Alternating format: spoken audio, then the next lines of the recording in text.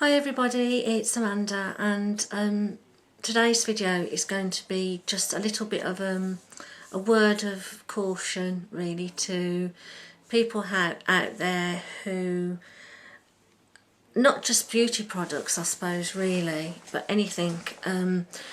I basically got scammed recently by a particular beauty website on the internet. I'm not going to mention the name obviously because of legal reasons, etc., but it seemed good, it seemed kosher, they'd got the product that I wanted, it was at a really good price, and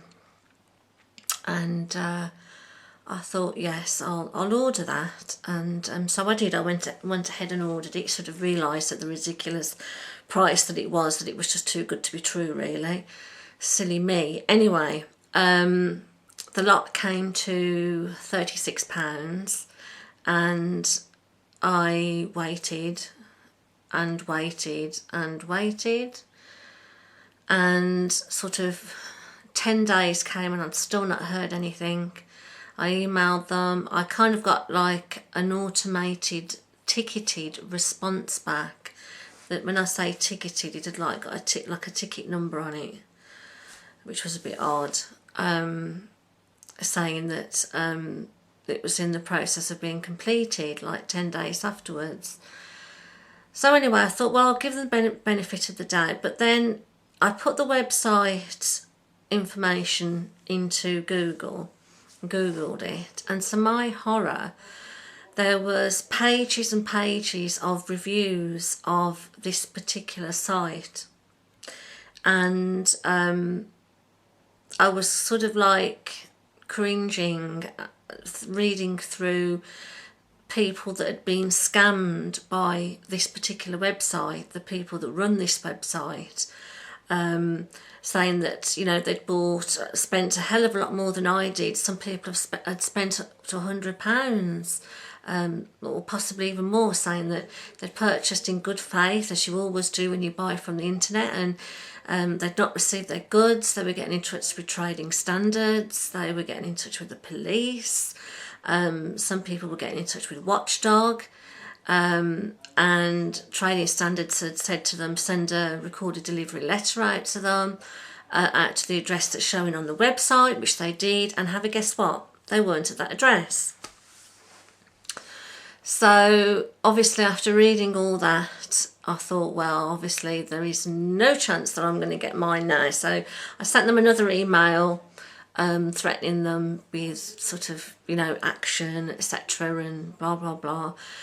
But then a friend of mine who works in banking told me that if I had paid on my card, which I did, then if I telephoned my bank up and told them what had happened, the bank would refund the money and go after the people's bank for the money back.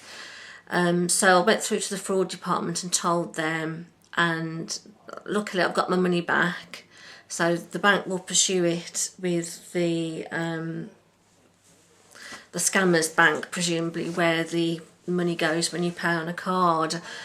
But my main point of this video, cutting a long story short, is just basically to say, you know, if you buy on the internet anything, but particularly sort of, as I say, beauty websites, I wish I could name the company, but unfortunately I really shouldn't.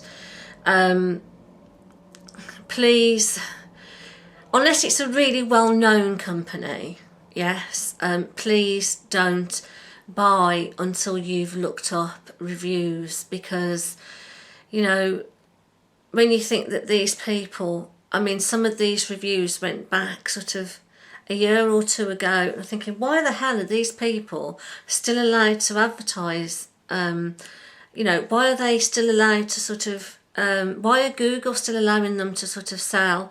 And why, you know, how are these people doing it? It's just like wrong. And I think what they must do is they must get the money off people, and then they must sort of like put it in some account or something, and you know, obviously make loads of interest from it, and then the bank must claw it back. I just don't know how they've been allowed to sort of get away with it. I mean, it seemed really good. It said it was a family run business. They were in the process of launching a new website, which is probably what they do. When that website goes down, they'll probably launch another one, probably in a different name or whatever. But it is really, really frightening, and it's just basically to say to people, you know, be careful before you buy from a company. Do a bit of research, unless it's a really well-known one, and just make sure that they are kosher, because I'm lucky in that I did get my money back. My bank were very good, but some people may not be as lucky.